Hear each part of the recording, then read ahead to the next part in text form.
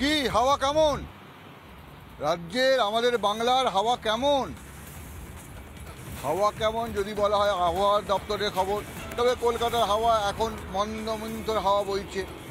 রাজ্যের অন্যান্য জায়গায় হাওয়া গরম, কিন্তু কলকাতার হাওয়া, এই আবহাওয়ার হাওয়া নিয়ে কথা বললে তো হবে না।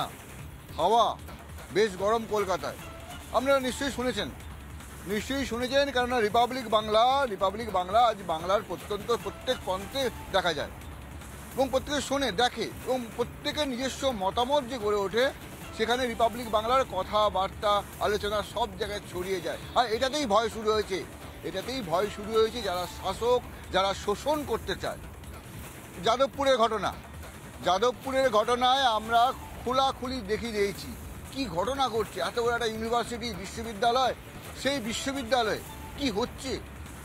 যারা পড়ুয়া, যারা পড়াশোনা করার কথা, তারা গুন্ডামি করছে। তাদের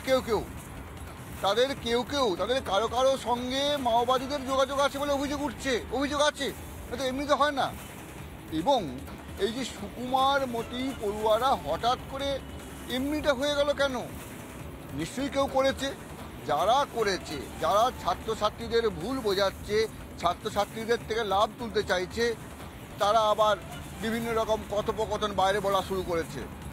হরিশ সালভে বিশ্বের প্রখ্যাত আইনজ্ঞ, মানে গোটা বিশ্ব চেনে, তিনি আমাদের চ্যানেলে এসেছিলেন, কথা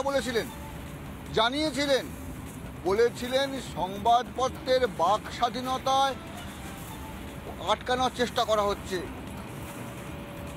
এই জায়গায় দাঁড়িয়ে বলছেন যে এখানে মাওবাদীদের মতন যারা আছে, সুকুমার মতি ছাত্রছাত্রীদের যারা অন্য কাজে লাগানোর চেষ্টা করছে, যাদেরকে নিজেদের জমিদারির লেঠেলের পরিণত করার চেষ্টা করছে, এটা হতে পারে না। রিপাবলিক বাংলায় সব দেখিয়েছে। এবং এখান থেকেই যেটা মনে হচ্ছে যে হরিশ সালভে যে কথাগুলো বলেছিলেন, ভয়ানক কথা।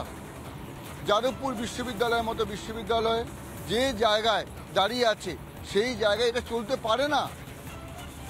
হাওয়া কেমনে আমরা এই কথাগুলো বলবো, বিশ্লেষণ করব, কিন্তু এখন একের পর এক ব্রেকিং নিউজ।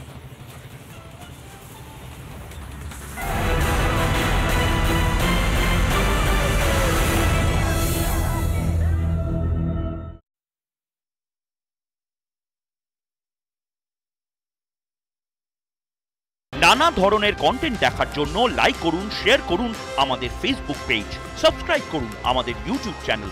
পাশাপাশি অন্যান্য ব্রেকিং নিউজের জন্য অবশ্যই চোখ রাখুন রিপাবলিক বাংলায়।